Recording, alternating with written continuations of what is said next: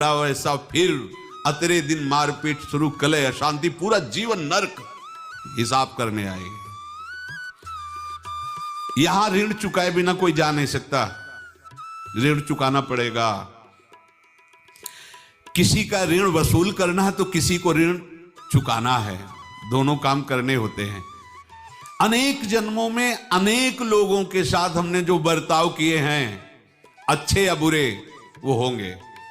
अब किसी आदमी को हम जानते नहीं, अचानक मिला, अचानक टक्कर लगा और मार पीट गाली गुप्ता सब कर दिया, चुपचाप सह लो। क्यों? ये आपका हिसाब है, पूर्व का हिसाब। हमारा उससे कोई द्वेष नहीं, कोई संकल्प नहीं। अचानक घटना घटी और हमसे द्वेष करने लगा, हमें पीटने लगा, हमें गालियां दे, ये हिसाब है, चुपचाप सह जाओ। अपने घर का भाई ही भारी दुश्मन बन गया और क्लेश, हिसाब है। एक प्रभुदत्त ब्रह्मचारी जी की वाणी में पढ़ा था, एक महात्मा जी भ्रमण करते थे तो उस समय असरफियां चलती थी, मोहरे असरफियां, तो उनको भेंट में देते लोग। तो या तो ठाकुर सेवा में लगे तत्काल या संत सेवा में तत्काल लगे, उसका संग्रह करके डोलना ये ठीक नहीं है, बैरागी के लिए सिद्धांत में ये ठीक नहीं है।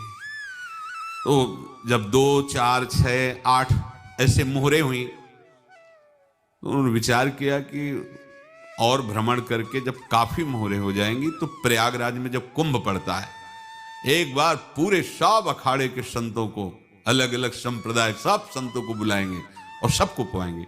अब साधु है तो यही विचार करेगा, और क्या विचार करेगा। तो उन्होंने ऐसे डंडा बनवाया, बेंत, जो ऊपर से चूड़ीदार और भीतर पोला, और मोहरे उसमें डालते हैं। और भ्रमण, जहां जहां श्रद्धालु भगत थे सबके यहां जाना और इच्छा रखना कि एक मोहर तो दे दे दक्षिणा में। कामना कोई भी हो वो बांधती ही है, ध्यान रखना। इसीलिए प्रभु जो चाहे वो करे, अपनी चाह नहीं रखनी चाहिए, अपनी चाह प्रभु की चाह में मिला देनी चाहिए। धीरे धीरे वो छड़ी भर गई, भ्रमण करने वाले महात्मा चूड़ी लगाई, इंतजार करते रहे। जब प्रयाग का कुंभ पड़ा तो चले। तो रास्ते में एक गांव में पूछा जाता है, जैसे कहीं रुको कि कोई श्रद्धालु ऐसा है जो संत सेवी है। तो कुछ लोगों ने बताया, हाँ एक परिवार है, बहुत संत सेवी है और आपको मिलाते हैं उनसे। आइए महाराज, घर में रुका,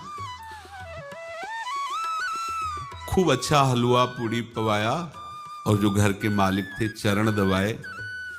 चरण दबाते दबाते उनकी दृष्टि पड़ी उस डंडे पे, तो इतना मोटा और ऊपर से कुछ चूड़ी सी भी नजर आ रही, इस डंडे में तो कोई रहस्य है ही है। अब महात्मा जी को खवा पिला के सुला दिया। महात्मा जी जब सो गए तो पत्नी से धीरे से कहा, वो डंडा लाओ बाबा जी का। डंडा, वो चूड़ीदार जो ही खोला पलटाया तो सैकड़ों मोहरे। ऐसे संत रोज पधारे भगवान तुम।